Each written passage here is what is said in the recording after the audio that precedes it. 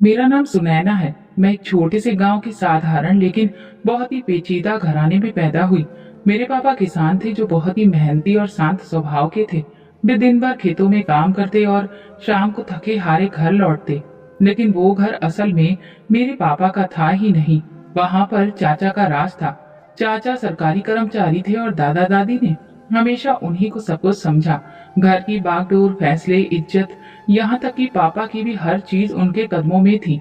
मेरी माँ, जिन्हें सब मीरा कहते थे, एक मेहनती और साधारण औरत थी। वो पापा से ज्यादा कुछ कहती नहीं थी, बस खामोशी से मेरी पैदाइश के बाद हर दिन काटती जा रही थी। हाँ, मैं उनकी इकलौती संतान थी। मेरी पैदाइश पर माँ के चेहरे पर एक अलग चमक आई थी, लेकिन वो खुशी सिर्फ चंद लम्हों की थी। डॉक्टर ने जब ये बताया कि मेरी एक टांग दूसरी से छोटी है और मैं सारी उम्र लंगड़ाकर चलूंगी, तो वो चमक उनकी आंखों से छिन गई। मेरी बेटी का नसीब तो खराब हो गया, माँ ने दबी आवाज में कहा। लेकिन मैंने उनकी आवाज में वो कपकपाहट महसूस की जो इंसान अपनी हारी हुई तकदीर पर करता है। तू लंगड़ी है। ये आवाज मेरी चाची की थी, जो हर दिन मेरे वजूद पर एक नया ताना लगाती थी। उनकी 3 संतानें थी, 2 बेटियां और 1 बेटा। बड़ी बेटी गुड़िया को तो जैसे मेरा मजाक उड़ाने का लाइसेंस मिला हुआ था। जब भी मैं आंगन में खेलती, वो अपनी किताबें बंद कर हंसती। माँ, देखो लंगड़ी नाच रही है। माँ कुछ नहीं कहती थी, बस रात को माँ मेरे बालों में उंगलियां चलाते हुए चुपचाप आंसू बहाती थी। मैं उनसे कहती, माँ, आपने मुझे सब्र सिखाया है, तो आप भी मत रोया करो। जो भी होता है भगवान देख रहा है। मैंने बचपन में ही सीख लिया था कि बर्दाश्त कैसे करते हैं। जब दादाजी दुनिया से चले गए तो उनकी सारी जायदाद चाचा के नाम हो गई। पापा के हिस्से में कुछ भी नहीं आया। मेरे पापा बहुत सीधे थे। उन्होंने कभी अपने अधिकार के लिए आवाज नहीं उठाई। शायद वो समझते थे कि बेटे के ना होने की सजा उन्हें उम्र भर भुगतनी पड़ेगी। और शायद मेरी लाचारी ने भी उनके दिल से ये उम्मीद निकाल दी थी कि अब कुछ बदल सकता है। मेरी चाची का लहजा हर दिन तेज होता गया। अगर कभी मैं माँ के साथ कुछ बनाने बैठ जाती तो वो टोक देती, टूटी चीजें सिर्फ मनुष्यत लाती हैं, अपने कमरे में चली जा। और मैं चुपचाप वापस चली जाती। मेरी दुनिया मेरी किताबें थी। स्कूल में मेरी टीचर मुझे बहुत पसंद करती थी। कहती थी, सुनैना, तुम बहुत होनहार हो, भगवान तुम्हारे साथ है। ये सुनकर मुझे अपने वजूद की थोड़ी अहमियत महसूस होती थी। लेकिन स्कूल से घर आते ही सब कुछ बदल जाता। यहाँ ना तो तारीफ थी ना कदर। मैं कभी अपनी चाची के बेटे के जूते ठीक कर रही होती, तो कभी गुड़िया के कपड़े तय कर रही होती। यही काम थे जो मुझे इज्जत नहीं, सिर्फ तरस दिलाते। एक दिन माँ मुझे देखकर कहने लगी, सुनैना, तुम भगवान की बनाई हुई खास रचना हो। उसने तुम्हें हम पर रहम करके दिया है। मैंने उनके हाथ पकड़े। माँ, आप मेरे लिए भगवान का सबसे बड़ा इनाम हो। मैं जानती हूँ जो दुख आज है, कल भगवान उनका हिसाब लगाएगा। लेकिन कभी कभी माँ चुपचाप छत पर जाकर बैठ जाती। मैं माँ से कहती, अगर कोई हमें कमजोर समझता है तो वो भगवान की मर्जी नहीं जानता। माँ मेरे सिर पर हाथ फेर कर मुस्कुरा देती, लेकिन उनकी मुस्कान में इतनी थकान होती कि क्या कहूँ। मैंने बचपन में ही समझ लिया था कि अपनी पहचान की जंग मुझे खुद लड़नी पड़ेगी। रात को जब सब सो जाते, मैं अपने बस्ते से किताबें निकालकर एक कोने में बैठ जाती। रोशनी की हल्की किरण में पढ़ना मेरे लिए उम्मीद का चिराग होता था। मैं सोचती, एक दिन आएगा जब कोई मुझे सिर्फ मेरी टांग से नहीं, मेरे दिल, मेरी अकल और मेरी मेहनत से पहचानेगा। जब मैं 5वीं क्लास में स्कूल के प्रतियोगिता में इनाम जीती तो पहली बार मुझे लगा कि मेरी जिंदगी में कुछ अच्छा भी है। स्कूल के प्रिंसिपल ने सबके सामने मेरे नाम का ऐलान किया और मुझे स्टेज पर बुलाया गया। पूरे स्कूल ने तालियां बजाईं। मैंने अपने बंद दिल में सोचा, शायद अब घर वाले भी मुझे खुशी से अपना मानेंगे। लेकिन जैसे ही मैं घर पहुंची, गुड़िया ने मेरे हाथ से सर्टिफिकेट छीना और जोर से हंसते हुए बोली, इस लंगड़ी को इनाम कैसे मिल गया? लगता है प्रिंसिपल को तरस आ गया होगा। मेरी चाची ने उसकी हाँ में हाँ मिलाते हुए कहा, पढ़ाई से क्या होता है, इससे तो घर में ही रहना है, कोई इसको नौकरी थोड़ी देगा। मेरी माँ ने धीमी आवाज में कहा, बच्ची अगर पढ़ लिख ले तो उसे भी सहारा मिल जाता है। मेरी चाची ने नाक चढ़ाकर जवाब दिया, सहारा? जिसका खुद का पांव ही टेढ़ा हो, उसे कौन सहारा देगा? लोग तो ऐसी लड़कियों को तलाकशुदा आदमियों से भी नहीं ब्याहते। मैं उस वक्त चुप रही। कुछ कहना बेकार था, क्योंकि यहाँ किसी को मेरी काबिलियत की कदर नहीं थी। सिर्फ मेरी मजबूरी दिखती थी। एक दिन मेरी चाची माँ से कहने लगी, अब ज्यादा सोचने का वक्त नहीं है, सुनैना के लिए कोई बंदोबस्त करो। अभी उम्र कम है, शायद कोई विधवा या तलाकशुदा इंसान मिल जाए, बाद में तो ये अपनी दहलीज पर ही बैठी रह जाएगी। माँ ने नजर नीची रखकर कहा, वो भी पढ़ना चाहती है। इस पर मेरी चाची तुरंत बोली, पढ़कर क्या करेगी, लड़की है, पढ़ेगी तो जुबान लड़ाएगी, तुम्हारी तरह चुप नहीं रहेगी। उस दिन मैंने पहली बार अपनी माँ की खामोशी में बेबसी नहीं डर देखा। वो डरी हुई थी कि अगर मेरी चाची नाराज हो गई तो चाचा घर का खर्चा भी बंद कर देंगे। मेरी चाची ने एक दिन एक रिश्तेदार को बुलाया। उस वक्त मैं रसोई में सब्जी काट रही थी। जब वे लोग आए तो मुझे बुलाया गया, जैसे किसी चीज का मुआयना हो रहा हो। औरत ने मेरी तरफ देखकर कहा, यही है, लाचार है ना। इस पर मेरी चाची ने तुरंत कहा, लेकिन बहुत अच्छी है, शरीफ है, घर के काम जानती है। साथ में बैठे आदमी ने कहा, हमें तो ऐसी बहू चाहिए जो हमारे बेटे का सहारा बने, खुद सहारा मांगने वाली नहीं। अगले दिन उन्होंने इनकार कर दिया और उस इनकार के बाद जैसे घर में जश्न हुआ। गुड़िया ने ताना मारते हुए कहा, एक और नाकामी, सुनैना को तो अब गिनकर ही रिश्ते आएंगे। मैं चुपचाप छत पर जाकर बैठ गई। ये सब मेरे लिए नया नहीं था, लेकिन हर बार कुछ अंदर जरूर टूट जाता था। कभी कभी मेरी चाची काम से बचने के लिए मेहमानों के सामने खुद बैठ जाती और फिर मेरे हालातों पर खूब मजे लेती। इसका तो शरीर भी पूरा नहीं है, बेचारी, इसकी माँ इसे कैसे पाल रही है। गुड़िया स्कूल में मेरे साथ थी, लेकिन वो हमेशा अपने आप को मुझसे बेहतर समझती थी। हालांकि क्लास में वो बड़ी मुश्किल से पास होती, लेकिन उसे इस बात का घमंड था कि वो खूबसूरत है। सुनैना, नंबर लेकर क्या करोगी, चेहरे पर तो कुछ भी नहीं है, तुम्हें कोई मैल भी नहीं करेगा, सहारे की जरूरत है, वो कहती। मैंने कभी जवाब नहीं दिया, बस एग्जाम में एक एक नंबर बढ़ाती रही। 9वीं क्लास में जब मेरा रिजल्ट आया, मैंने पूरी क्लास में दूसरी पोजीशन हासिल की थी। घर जाकर पापा को बताया तो वो मुस्कुराकर देखने लगे, लेकिन कुछ बोले नहीं। मेरी चाची ने सुना तो तुरंत बोली, क्या फायदा ऐसे नंबरों का, इसको चार दीवारी से बाहर निकलने कौन देगा, शादी करवाओ और निपटाओ इसे। पापा कुछ नहीं बोले। माँ खामोश थी और मैं दिल ही दिल में सोच रही थी, क्या मेरी जिंदगी का मतलब सिर्फ निपटाना है। उसी दिन मेरी चाची ने फिर से एक दूसरे के दूर से रिश्तेदार से बात की। वो इंसान उम्र में मुझसे बहुत बड़ा था, उसकी पत्नी का देहांत हो गया था। मेरी चाची को लगा कि ये मेरे लिए अच्छा रिश्ता है, लेकिन इस बार जब वो आए, मैंने उनकी आंखों में वही पुराना सवाल पढ़ लिया, ये तो लाचार है। उन्होंने भी इनकार किया, मगर जाते जाते एक बात कह गए, लड़की तो अच्छी लगती है पर मेरे बच्चों को संभाल नहीं पाएगी। अगले दिन गुड़िया फिर ताना मारने आई, सुना है कल वाले भी इनकार करके चले गए, तुम तो पूरे गांव में मशहूर हो गई हो, रिजेक्टेड पीस। मैंने सिर्फ इतना कहा, मेरे नसीब का फैसला इंसान नहीं भगवान करेगा। और वो हंसी, जैसे मैंने कोई बहुत बड़ा जोक सुना दिया हो। लेकिन मैं जानती थी कि मेरी कहानी यहीं खत्म नहीं हुई है। मैंने खुद से वादा किया था, अगर लोग मेरी लाचारी को मेरा अंजाम समझते हैं तो मैं उसे अपनी शुरुआत बना लूंगी। अब मैं 10वीं क्लास में थी, बस मेरी एक ही ख्वाहिश थी कि अच्छे नंबर लाकर शहर के कॉलेज में दाखिला लेना। मैं दिन रात मेहनत करने लगी, लेकिन घर का माहौल अभी भी बोझिल था। मेरी चाची हर दूसरे तीसरे दिन किसी न किसी को ले आती और मैं समझ जाती थी कि फिर से एक बार मोल भाव होने वाला है। मेरे एग्जाम पास आ रहे थे और जो माहौल था वो बहुत बुरा था। एक दिन माँ मेरे कमरे में आई, उनके हाथ में कपड़े थे, बोली, ये पहन लो, कल फिर कोई आ रहा है। मैं बस एक लम्हे के लिए उनकी आंखों में देखा, माँ मेरे एग्जाम सर पर हैं, कम से कम अभी तो। उन्होंने हाथ उठाकर मेरी बात रोक दी, सुनैना तुम्हें पता है हम कब से तुम्हारी चाची के रहमो करम पर हैं। पापा भी चुप हैं, तुम ही समझदारी दिखाओ। अगले दिन मैं तैयार होकर बैठी, बालों में तेल लगा था, जूड़ा सलीके से बनाया, लेकिन दिल वो तो जैसे कहीं और था। लोग आए, देखा, सवाल किए और जाते हुए चाचा को अलग ले जाकर कुछ कहा। बाद में मेरी चाची ने माँ को बताया, वो कह रहे थे कि लड़की ठीक है, लेकिन हमारे बेटे को पूरी चाहिए, ना कि कोई आधी लड़की। माँ ने मेरे सामने कुछ नहीं कहा, लेकिन रात को मैंने उनके तकिए की भीगी हुई हालत देखी।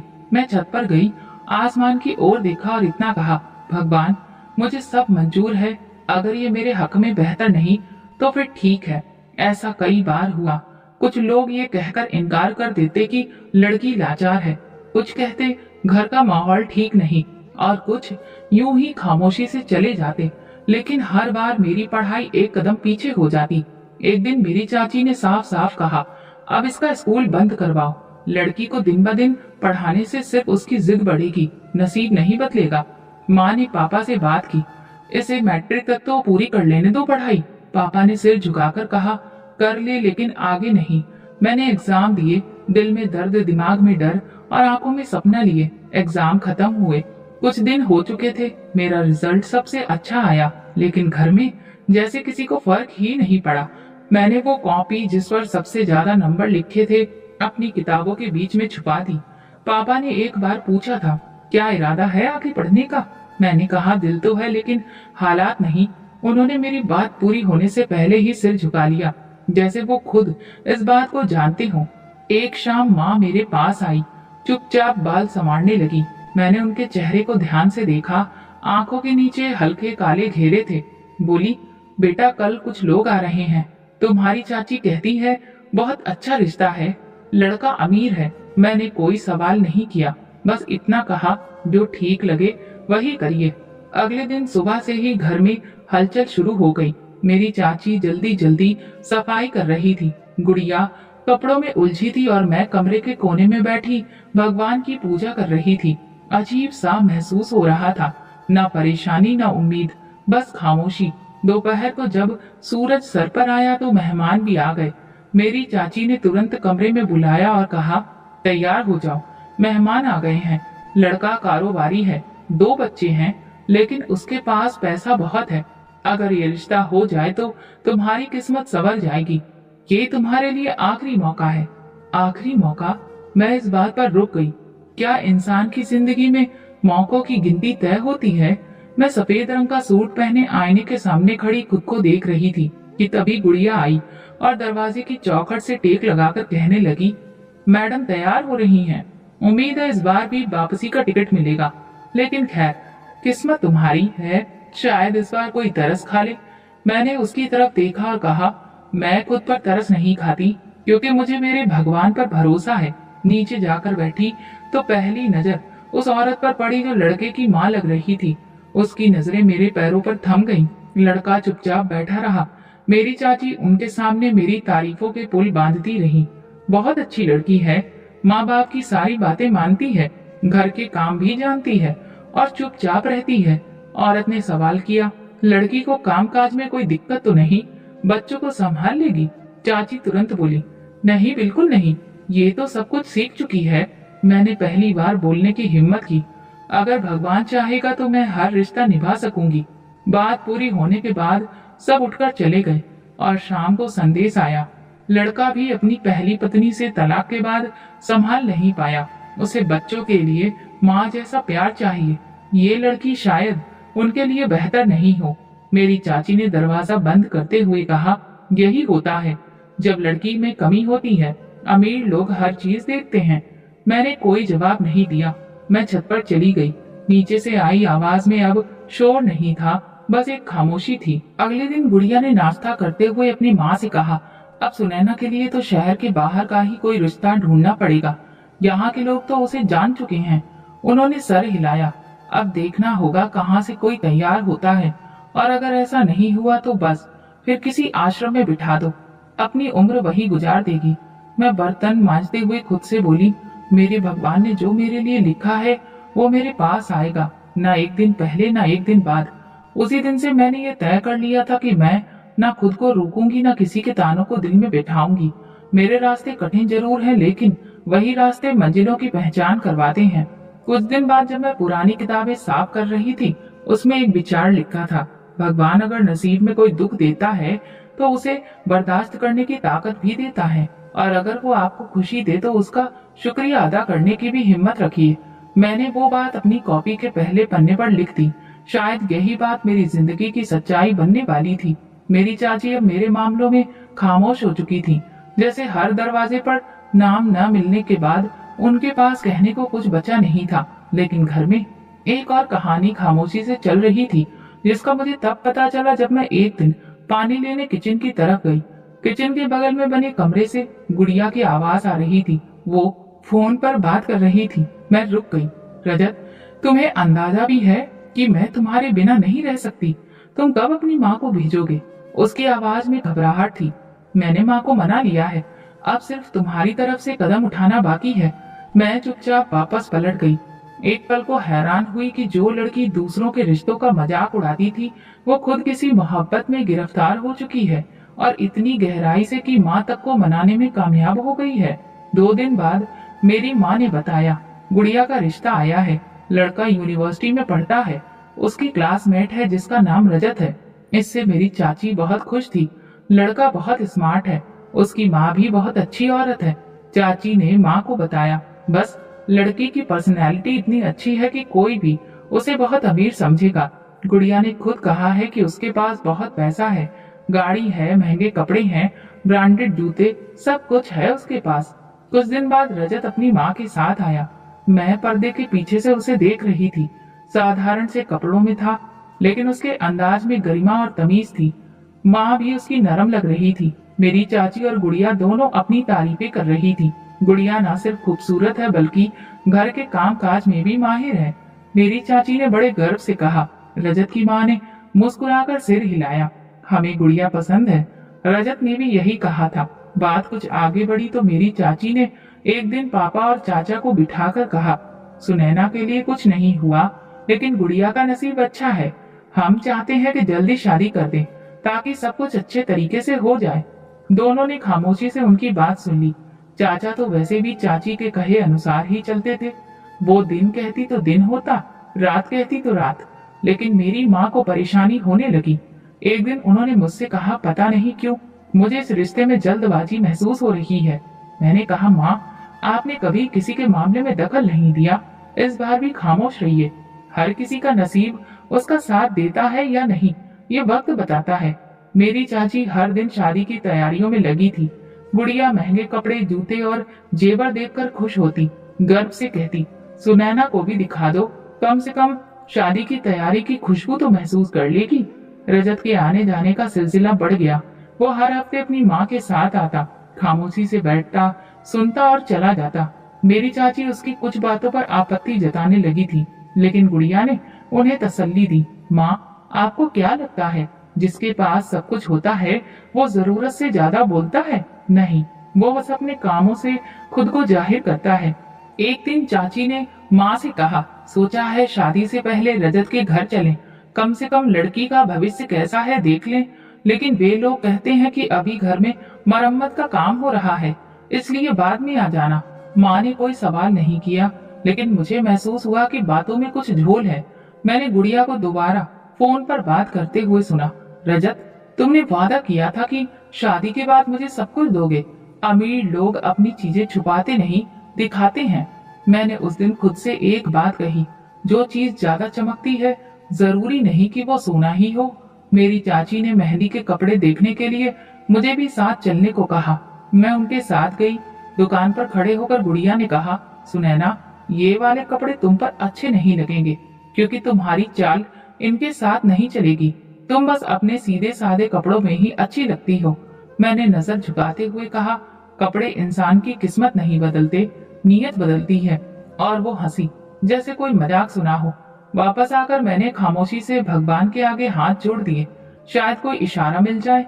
और इस वक्त मुझे एहसास हुआ कि ये रिश्ता, ये रजत और ये दिखावा सब कुछ जल्दी ही अपनी हकीकत दिखाने वाला है। शादी की तारीख करीब आ चुकी थी। घर में जैसे खुशियों की बहार थी। मेरी चाची हर रोज नए काम गिनवाती। मेहंदी, बारात, रिसेप्शन, सबकी तैयारी जोरों शोरों पर थी। गुड़िया पूरे मोहल्ले में अपनी शादी की बातें गर्व से सुनाती। रजत के घर में तो मैं राज करूंगी। माँ कहती है मेरी किस्मत का सितारा बहुत चमक रहा है। चाचा अब तक खामोश थे, मगर एक दिन चाची ने कहा, अब बस ये काम रह गया है कि एक बार रजत का घर देख लें। हमें भी तसल्ली हो कि लड़की कैसे घर में जा रही है, माहौल कैसा होगा। चाचा ने तुरंत हामी भर दी। अगले दिन दोनों पति पत्नी तैयारी करके निकले। गुड़िया ने जाते वक्त कहा, माँ बस देख लीजिएगा, महल ही होगा। रजत हमेशा कहता है कि उसे सादगी पसंद है, इसीलिए सब कुछ बाद में दिखाऊंगा। शाम के करीब वापसी हुई और मेरी चाची का चेहरा पीला पड़ा था। चाचा खामोश, जैसे उन्हें सांप सूंघ गया हो। माँ ने सवालिया निगाहों से देखा, क्या हुआ? चाची ने बैठते ही पानी मांगा और फिर कांपती आवाज में कहा, वो रजत तो एक झोपड़ी में रहता है, कच्ची दीवारें, टपकती छत और एक कमरे का मकान। गुड़िया कमरे से निकली। क्या मतलब? आपने गलत देख लिया होगा। मेरी चाची ने गुस्से से कहा, मैं अंधी नहीं हूँ, तुमने हमें धोखा दिया है। तुमने कहा था वो बहुत अमीर है, उनके पास तो अपनी गाड़ी भी नहीं है। गुड़िया भागकर कमरे में गई और फिर कॉल करने लगी। मोबाइल बंद था। इधर चाची बड़बड़ाती रही, हमने अपनी बेटी को उन्हें क्या समझकर देने का फैसला किया था, वो तो खुद ही मोहताज हैं। अगले दिन शादी थी, लेकिन रजत की तरफ से कोई जवाब नहीं आया, ना फोन ना कोई मेहमान। माँ परेशान थी। मेरे चाचा और चाची बहुत फिक्रमंद थे। वे लोग गुड़िया पर गुस्सा निकाल रहे थे। दिन ढल रहा था कि अचानक 4 लोग दरवाजे पर आए। रजत, उसकी माँ और कुछ जान पहचान वाले। साथ में छोटा सा बैंड भी था और शादी कराने वाले पंडित जी भी। मेरी चाची ने कमर पर हाथ रखकर कहा, ये कैसा मजाक है? हमने तुम्हें क्या समझा और तुम क्या निकले? तुम तो मजाक बनाकर आ गए हो। रजत ने सर झुका लिया। मैं जैसा हूँ वैसा ही आया हूँ। गुड़िया, जो कि अब तक तैयार भी नहीं हुई थी, बाहर आई। उसने रजत को देखते ही कहा, तुम सब कुछ झूठ बोलते रहे। तुम एक झोपड़ी में रहते हो। तुमने हमें धोखा दिया। मैं तो तुम्हें अमीर समझकर शादी करने को तैयार हुई थी। रजत खामोश खड़ा रहा। गुड़िया चिल्लाने लगी, मैं तुम जैसे भिखारी के साथ शादी नहीं कर सकती। वापस चले जाओ अपनी बारात लेकर। रजत की माँ ने हाथ जोड़कर कहा, बेटी, बारात वापस नहीं जाती। हमारे परिवार में ये परंपरा नहीं है। ये हमारी इज्जत का सवाल है। मेरी चाची ने मुंह मोड़ लिया। हमारी बेटी ऐसे हालात वालों को बिल्कुल नहीं देगी। खामोशी के बीच गुड़िया ने एक जहरीली बात कही, एक काम कर सकते हो, अगर शादी करनी ही है तो इस लंगड़ी सुनैना से कर लो। वैसे भी वो तुम्हारे जैसी हालत की है और इसे कोई अच्छा मिलने वाला भी नहीं। जैसे बिजली गिर गई हो। सब चौंक गए। माँ की आंखें नम हो गईं। मैं दरवाजे की चौखट पर खड़ी थी, सब कुछ सुन रही थी। रजत ने मेरी तरफ देखा, फिर चाची और चाचा की तरफ। अगर आप लोग इजाजत दे तो मैं सच में सुनैना से शादी करना चाहता हूँ। मेरी चाची की आंखें फैल गईं। क्या तुम पागल हो गए हो? रजत की माँ ने धीरे से कहा, हाँ, हमें सुनैना पसंद है। हमें इज्जत की जरूरत है और सुनैना में वो सब है। पापा आगे बढ़े।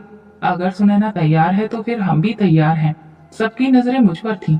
मैंने दिल से एक बार फिर भगवान का नाम लिया। शायद ये मेरे लिए बेहतर था और मैं खामोशी से सर हिला दिया। रजत मुस्कुरा दिया और पंडित जी ने शादी शुरू की। मंत्र पढ़े जा रहे थे और मैं एक एक करके सारे रस्मों रिवाज निभा रही थी।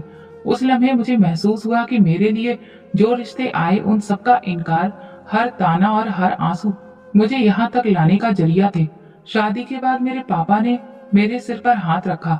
सुनैना बेटी, तुम्हें भगवान के फैसले पर यकीन करना होगा। एक दिन वही तुम्हारा गर्व बन जाएगा।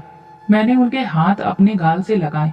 माँ ने चुपके से मेरे कान में कहा, भगवान ने तुम्हें वो इज्जत दी है जो हम चाहते हुए भी नहीं दे पाए। बारात रवाना हुई। सबकी नजरें आपस में एक दूसरे से टकरा रही थी। गुड़िया, जो अभी भी दरवाजे के पास खड़ी थी, नजरें चुरा रही थी। मेरी चाची बार बार चाचा को बोल रही थी, जैसे हर इल्जाम उन्हीं पर डाल रही हो। मगर अब सब बेकार था। मैं दुल्हन बन चुकी थी, उससे इंसान की जो कल तक गुड़िया का सपना था। गाड़ी में बैठकर मैंने आखिरी बार अपने पुराने घर की तरफ देखा।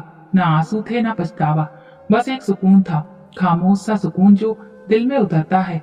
रास्ते में रजत ने खामोशी तोड़ी। आपने मुझ पर भरोसा किया, इसके लिए थैंक यू। मैंने सिर्फ इतना कहा, जिस पर भगवान का करम हो वो दूसरों पर भी भरोसा कर सकता है।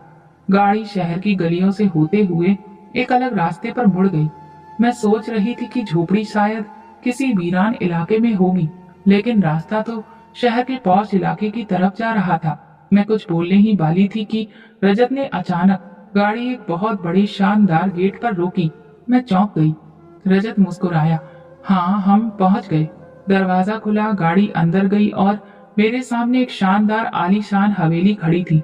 बड़े बड़े पिलर, बहुत अच्छे से तराशी हुई खिड़कियां और बाहर का लॉन जैसे किसी फिल्म का नजारा हो। मैं हक्का बक्का रह गई।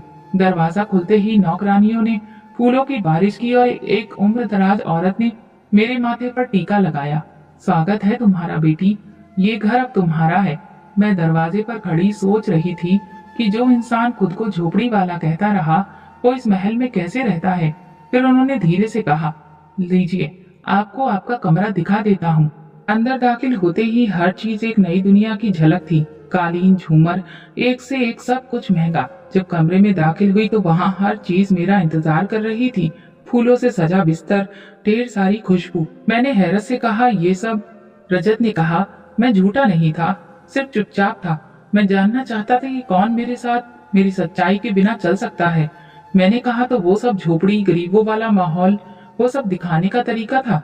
मैं तुम्हारी कजिन को समझ चुका था। उसे प्यार मोहब्बत से कोई मतलब नहीं था, बस उसे रुपया, पैसा और चमक देखनी थी।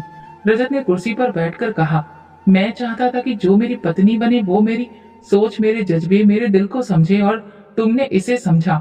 मैंने नजर झुकाकर कहा, मुझे तुमसे कुछ नहीं चाहिए था, बस इज्जत जो तुमने दी है वही काफी है। उसमें सब कुछ मेरे लिए बदल गया था। जो कल तक मुझे लंगड़ी कहकर बेकार समझते रहे, आज उनकी नजर में मैं एक महल की मालकिन बन चुकी थी। रात को माँ का फोन आया, सुनैना सब ठीक है ना? मैंने जवाब दिया, माँ, भगवान ने जो सोचा था वो हमारी सोच से भी ज्यादा बेहतर निकला। मैं ठीक नहीं, बहुत अच्छी हूँ। अगली सुबह नाश्ते की मेज पर रजत ने कहा, आज घर वालों को दावत दी है, खास तौर पर तुम्हारी चाची और गुड़िया को। वे आएंगे तो खुद देखेंगे कि सच्चाई क्या है। मैंने कुछ देर सोचा, फिर कहा, ठीक है, शायद यही वक्त है कि सब सच्चाई पता चल जाए। दिन भर मैं तैयार होती रही। नौकरानियां मेरे आगे पीछे घूम रही थी। बहुत अच्छे पकवान तैयार हो रहे थे। शाम को दरवाजा खुला और मेरी चाची, चाचा, गुड़िया और कुछ रिश्तेदार अंदर आए। मेरी चाची का चेहरा देखने लायक था। उनकी आंखें महल की दीवारों को निहार रही थी। गुड़िया तो जैसे पत्थर बन गई थी। उसने दरवाजे पर कदम रखते ही कहा, ये तो झोपड़ी थी, तुमने हमें धोखा दिया। रजत ने कहा, नहीं, सच्चाई देखने के लिए धोखा नहीं दिया, बस तरीका बदला था। सब खामोश थे। मैंने पहली बार गुड़िया की तरफ देखा, वो नजरें चुरा रही थी। मैंने कहा, तुमने कहा था मेरे जैसी लंगड़ी को यही मिलना चाहिए। तुम ठीक कहती थी, क्योंकि मैंने कभी किसी को दिखावा नहीं किया, ना ही किसी से झूठ बोला। मेरे चाचा कुछ कहने वाले थे कि चाची ने उनका हाथ पकड़कर रोक दिया। रजत ने सबको खाने की दावत दी और मैं आज अपने नए मुकाम पर खड़ी थी। इतना सोच रही थी कि ये किस्मत का बदलाव नहीं, भगवान का इंसाफ है जो वक्त पर और बेहतर सूरत में सामने आया है। उसी रात सब मेहमान चले गए तो घर में ही खामोशी थी। रजत खिड़की के पास खड़े होकर बाहर की रोशनी देख रहे थे और मैं चुपचाप उन्हें देख रही थी। दिन भर के हंगामे के बाद पहली बार हम अकेले थे। मैंने धीरे से कहा, जो कुछ हुआ वो सब सपने जैसा लगता है। रजत ने मुस्कुराकर मेरी तरफ देखा, लेकिन ये सपना नहीं, हकीकत है। बस कुछ वक्त पहले जो तुमने देखा वो मेरी जरूरत से ज्यादा सच्चाई थी, जो मैंने छुपाई। मैंने नजरें उसकी आंखों में गड़ा दी। झोपड़ी में रहने का दिखावा क्यों किया? वो कुर्सी पर बैठ गया। उसका जवाब तुम्हारे सवाल से बड़ा है। मैं खामोशी से उसके सामने बैठ गई। उसने कहना शुरू किया, जिस दिन मैं तुम्हारे घर पहली बार आया वो दिन मेरी जिंदगी का बेहतरीन लम्हा था। गुड़िया के व्यवहार ने मेरे अंदर एक उलझन पैदा कर दी थी। उसी दिन तुम दरवाजे के पीछे छुपी खड़ी थी और गुड़िया सबके सामने तुम्हें लंगड़ी कहकर पुकार रही थी। मैं हैरान था कि वो किसी इंसान को इस तरह बेइज्जती का निशाना कैसे बना सकती है। मैंने कहा, वो तो बरसों से ऐसे ही करती है, मेरे लिए कोई नई बात नहीं थी। रजत ने मेरी बात पर सिर हिलाया, लेकिन मेरे लिए तो नई थी। मैंने सोचा, जो इंसान दूसरे इंसान की इज्जत नहीं कर सकता वो कभी रिश्ता नहीं निभा सकता, फिर वो चाहे कितना भी खूबसूरत क्यों ना हो। उसी दिन मैंने फैसला किया कि गुड़िया से कोई वादा नहीं करूंगा, लेकिन मैंने ये तय किया कि अगर मैं इनकार करूं तो उसे झूठा लगेगा। इसलिए मैंने उसे अपनी सादगी दिखाई। मैं चाहता था कि अगर उसके प्यार में सच्चाई है तो वो किसी भी हाल में मेरा साथ देगी, और वरना वो खुद ब खुद पीछे हट जाएगी और फिर मुझे कामयाबी मिलेगी। मैंने पूछा, लेकिन आपने मेरे साथ शादी क्यों की? सिर्फ गुड़िया से बदला लेने के लिए? रजत ने इनकार किया, नहीं, बिल्कुल नहीं। तुम्हारे साथ शादी मेरा फैसला नहीं, मेरी खुशकिस्मती थी। मैं तुम्हें पहली बार देखकर ही समझ गया था कि तुम किसी और के जैसी नहीं हो। तुम्हारी खामोशी में ताकत है, तुम्हारा सब्र तुम्हारी खूबसूरती से कहीं ज्यादा कीमती है। मैंने कहा, मैं तो खुद को कभी खास समझती नहीं थी। उन्होंने कहा, लेकिन मैं तो समझता था। मैं जानता था कि तुम वही इंसान हो जिसके साथ जिंदगी बिताई जा सकती है, इज्जत और सुकून के साथ। मैंने कहा, आपकी माँ ने कोई ऐतराज नहीं किया। शुरू में उन्हें हिचक थी। उन्होंने कहा, लेकिन जब मैंने सच बताया कि तुम मेरी पसंद हो इसलिए नहीं कि तुम गुड़िया के कजिन हो, बल्कि इसलिए कि तुम एक अच्छी इंसान हो। तो वो निश्चिंत हो गई। मैंने कहा, ये सब सुनकर ऐसा लगता है जैसे मेरी हर परीक्षा, हर आंसू किसी न किसी मकसद के तहत थे। बिल्कुल था, रजत ने कहा। हर दुख जो तुमने सहा, उसने तुम्हें वो बनाया है जो तुम आज हो, और यही तुम्हारी सबसे बड़ी कामयाबी है। मैंने पूछा, और तुमने ये सब गुड़िया को क्यों नहीं बताया? क्योंकि अगर मैं बता देता तो वो खुद को बेचारी साबित करती और लोगों को लगता कि मैं उसके साथ धोखा कर रहा हूँ। मैं चाहता था कि वो खुद अपनी गलती को पहचाने। वक्त के साथ उसे एहसास हो जाएगा कि इंसानियत क्या होती है। मैंने सोचा, कितना अजीब है ना, जो लोग दूसरों को बेकार समझते हैं वो अक्सर अपने गुरूर के बोझ तले दब जाते हैं, और जो खुद को कमतर समझते हैं उनके लिए भगवान बेहतर फैसला करता है। रजत ने मेरी तरफ हाथ बढ़ाया। ये जिंदगी हम दोनों की है। सच्चाई, इज्जत और मोहब्बत के साथ हम आगे बढ़ेंगे। मैंने उनका हाथ पकड़ा और दिल से कहा, भगवान, तुमने मुझे इज्जत दी है, अब मुझे बस इसकी हिफाजत करने की हिम्मत देना। अगली सुबह नाश्ते की मेज पर रजत ने अखबार एक तरफ रखकर कहा, क्या तुम चाहोगी कि हम गुड़िया को यहाँ एक दिन बुलाएं? मैंने कहा, अगर तुम्हारा दिल साफ है तो बुला लो, शायद वक्त ही किसी को आईना दिखा सकता है। रजत ने एक नौकर को बुलाया और खबर भिजवाने को कहा। पूरे दिन में कई बार ख्याल आया कि वो आएगी भी या नहीं, लेकिन अगली सुबह दरवाजे पर बैल बजी और पता चला कि गुड़िया आ गई है। दरवाजा खुला, वो अंदर आई। जैसे ही उसकी नजर सामने की साज सज्जा पर पड़ी, उसके कदम रुक गए। ये वही घर है, उसने धीरे से जैसे खुद को यकीन दिलाया। रजत ने आगे बढ़कर कहा, वेलकम, तुम्हारी सेवा का मौका मिल रहा है, ये भी किस्मत है। गुड़िया ने नजर चुराकर कहा, ये सब कैसे? तुम तो। रजत ने बात काट दी, मैं वही हूँ जो था, बस तुम देख नहीं पाई। हम सब मेज पर बैठे थे, मैं चुपचाप खाना परोस रही थी। गुड़िया बार बार इधर उधर देखती, जैसे भरोसा नहीं कर पा रही हो कि जो इंसान कल उसकी नजर में एक भिखारी था, वो आज किसी करोड़पति से कम नहीं। रजत ने कहा, तुम्हें याद है, तुमने मेरी बारात वापस कर दी थी। तुमने कहा था कि मैं एक झोपड़ी में रहने वाला गरीब हूँ। गुड़िया ने नजर नीचे कर ली। मैंने गलती की। रजत की आवाज में सख्ती थी। नहीं, तुमने सिर्फ गलती नहीं की, तुमने मेरे कैरेक्टर पर भी फैसला कर दिया था। मेरी माँ की बेइज्जती की, और जिसे तुम लंगड़ी कहती थी, उस पर ताना मारकर मेरे साथ उसका मजाक उड़ाया। गुड़िया की आंखों में नमी आ गई। मुझे लगा तुम झूठ बोल रहे हो। असल में तुम्हें हमेशा वही सच अच्छा लगा जो तुम्हारे गुरूर को खुश करे। तुमने कभी इंसान को दिल से नहीं पढ़ा, तुमने बस चमक देखी, और जब वो चमक नहीं मिली तो तुमने उसे कचरा समझकर फेंक दिया। मैंने गुड़िया को पानी का गिलास दिया। गुड़िया ने कांपते हाथों से गिलास लिया। सुनैना, मुझे माफ कर दो, मैंने तुम्हें बहुत दुख दिए, तुम्हारे जख्मों पर नमक छिड़का। मैंने कहा, मैंने तुम्हें तो उसी दिन माफ कर दिया था जब तुमने अपने घमंड में अपने नसीब का दरवाजा बंद कर दिया था। लेकिन जिसकी माफी मांगनी है वो मैं नहीं, तुम भगवान से माफी मांगो। गुड़िया ने सिर हिलाया। मैं वाकई पछता रही हूँ जो भी तुम्हारे साथ किया। अगर वही कभी मेरे साथ हो तो शायद मैं समझ सकूं। मैंने कहा, एहसास जब आ जाए तो बस इतना काफी होता है। बद्दुआ देना मेरी फितरत नहीं। भगवान ने जो दिया है वो बदले से नहीं, मेरे सब्र का इनाम था। रजत ने कहा, आज तुम यहाँ हो तो सिर्फ इसलिए कि तुम देख सको कि तुम्हारा घमंड कैसे टूटा है। हमने तुम्हें बुलाया ताकि तुम जान सको, इंसान को परखने के लिए ना तो चाल बड़ी चाहिए होती है ना पैसा, बल्कि दिल की नरमी और नजर की गहराई होती है। गुड़िया के पास शब्द नहीं थे। कुछ देर बाद वो उठकर दरवाजे की तरफ गई। जाते जाते पलटी और कहा, सुनैना, तुम्हारी जगह मैं होती तो शायद बद्दुआ देती, लेकिन तुमने जो कहा वो दिल को लगा। मैं सच में भगवान से माफी मांगूंगी। उसके जाने के बाद मैं रजत की तरफ देख रही थी। मुझे वो दिन याद आ गया जिसका सपना मैंने नहीं देखा था, लेकिन वो मेरे नसीब में लिख दिया गया था। रजत ने मेरा हाथ थामा। उस दिन तुमने जो फैसला किया वही आज हमारी इज्जत का मुकाम बन गया है। कभी कभी जिंदगी तुम्हें आजमाइशों में डालती है, सिर्फ इसलिए कि तुम अपनी असलियत पहचान सको। धीरे धीरे महीने गुजर गए थे। एक दिन माँ का फोन आया। आवाज में हिचकी और चाहत थी। बेटा, तुमसे एक बात कहनी है। गुड़िया की कल शादी हो रही है। लड़का बहुत अमीर है, बड़े कारोबारी खानदान से रिश्ता है। मैं चुपचाप सुनती रही। माँ ने धीरे से कहा, तुम्हें बुला तो नहीं रही, लेकिन हम सब जाएंगे। तुम्हारी चाची ने खास हिदायत दी है कि तुम्हें दावत ना दी जाए। मैंने कहा, माँ मुझे जाने की जरूरत महसूस भी नहीं हो रही। मेरे दिल में किसी के लिए कोई शिकायत नहीं। शादी हो गई, अखबारों में भी खबर छपी, एक बहुत बड़े अमीर परिवार के बेटे की शादी बहुत जोर शोर से हुई। सोशल मीडिया पर तस्वीरें वायरल हुई। तस्वीर में गुड़िया एक बार फिर सपनों में खोई हुई लग रही थी। 2 महीने बाद एक दिन दरवाजे पर दस्तक हुई। दरवाजा खोला तो मेरी चाची और गुड़िया खड़ी थी। मेरी चाची का चेहरा मुरझाया हुआ था और गुड़िया वो पहले जैसी गुड़िया नहीं रही थी।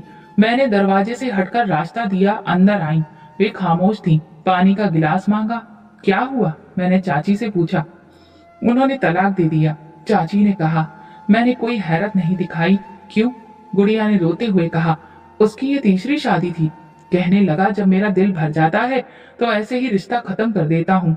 वो बाहर औरतों के साथ रहता था और कहता कि तुम मेरी खूबसूरत पत्नी हो, लेकिन मेरी आजादी की दुश्मन मत बनो।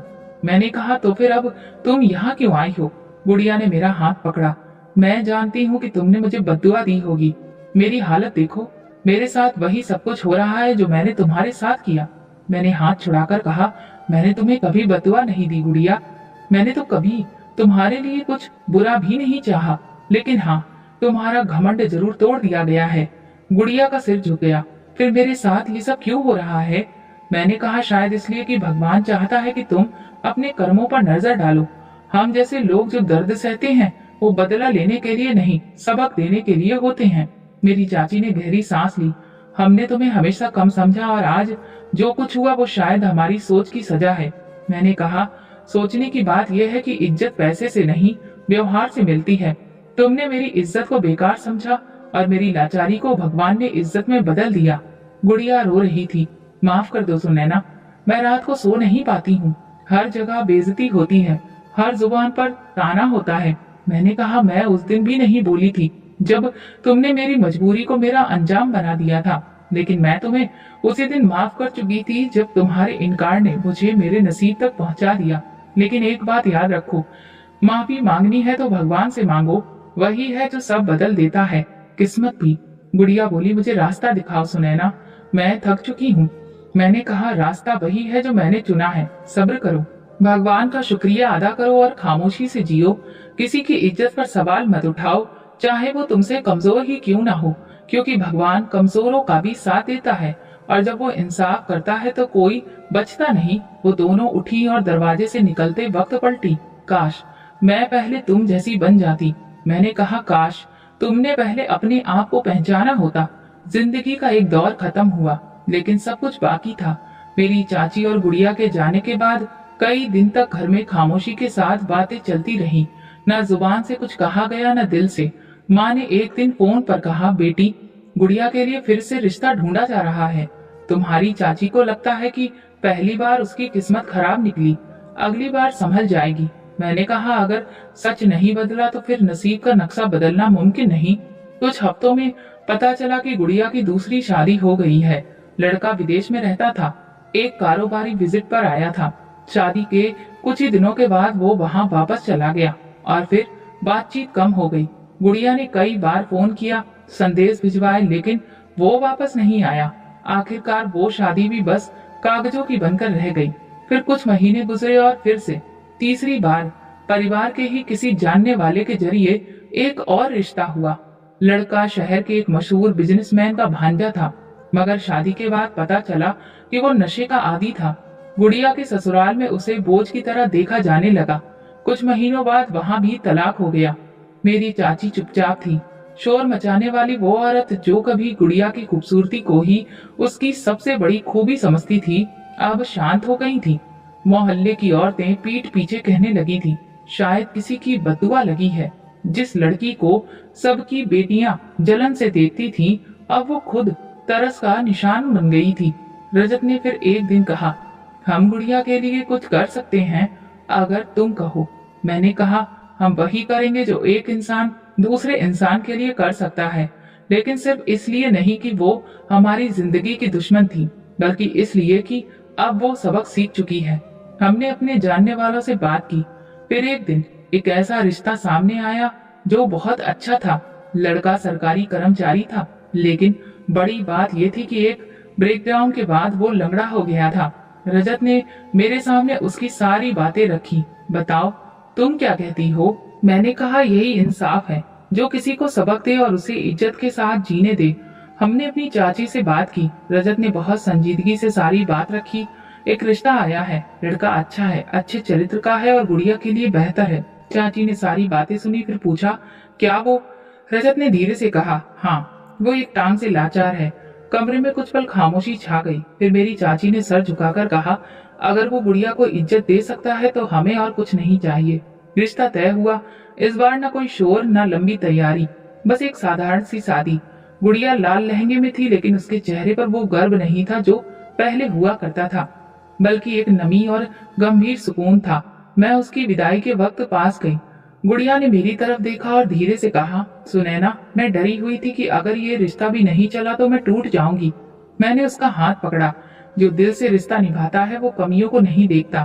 तुमने सब कुछ खोकर सीखा है, अब तुम्हें वो मिलेगा जिसकी तुम्हें हमेशा जरूरत थी, इज्जत।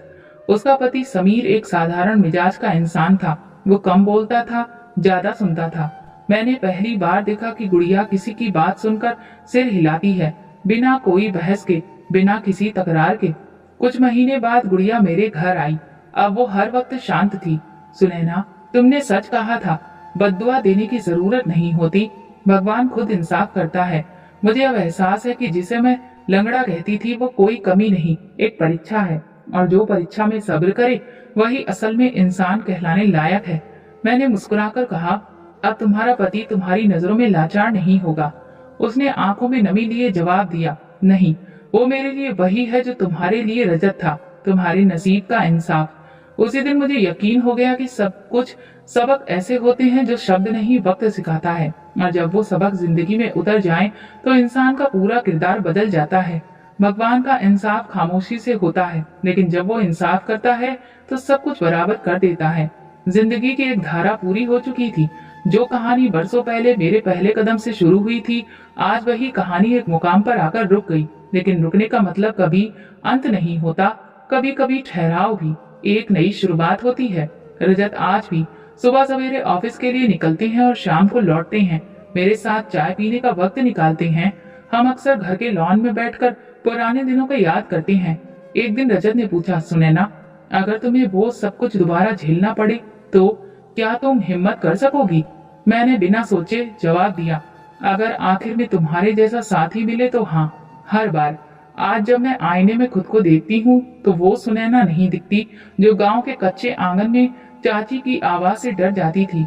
आज जो औरत सामने दिखती है उसने हर ठोकर, हर जख्म, हर इनकार को अपनाया है और फिर भी खुद को संजोकर रखा है। फिर एक दिन गुड़िया समीर के साथ हमारे घर मिलने आई। मैंने कहा तुम तो बहुत बदल गई हो और यही तुम्हारी सबसे बड़ी जीत है। उसने कहा मुझे भगवान के फैसले पर शक नहीं होता। जो दुख तुम्हें मिले वही मेरे नसीब में लिखे गए, ताकि मैं वो बन सकूं जो कभी तुम्हें ताना देकर खुद को ऊंचा समझती थी। मैंने कहा जो खुद को बहुत बुलंद समझता है भगवान उसे झुकाना जानता है, और जो खुद को कमजोर मान ले भगवान उसका हाथ थाम लेता है। एक दिन स्कूल की मैडम से मुलाकात हुई। उन्होंने कहा तुम वही सुनैना हो ना जिसे सब लंगड़ी कहकर बुलाते थे? तुम्हारी खबरें सुनती रहती हूँ, तुमने अपनी किस्मत खुद लिखी है। मैंने कहा नहीं, ये तो सब भगवान की कृपा है, मैंने तो बस उन पर भरोसा रखा। स्कूल वालों ने मुझसे बच्चियों से बात करने के लिए मदद मांगी। जब मैं उनके सामने खड़ी हुई तो कई आंखें मेरी टांग की तरफ देखने लगी, लेकिन अब उन नजरों में सब बदल चुका था। मैंने कहा बच्चियों, अगर कभी तुम्हें किसी ने तुम्हारे शरीर, सूरत, हालात या घर की वजह से तोड़ने की कोशिश की हो तो रुक जाना, ना उनसे लड़ो, ना जवाब दो, बस चुपचाप भगवान से प्रार्थना करो, क्योंकि वही तुम्हारे सवालों का जवाब देगा। कमरे में खामोशी छा गई। किसी ने आंखों में आए आंसुओं को छुपाया।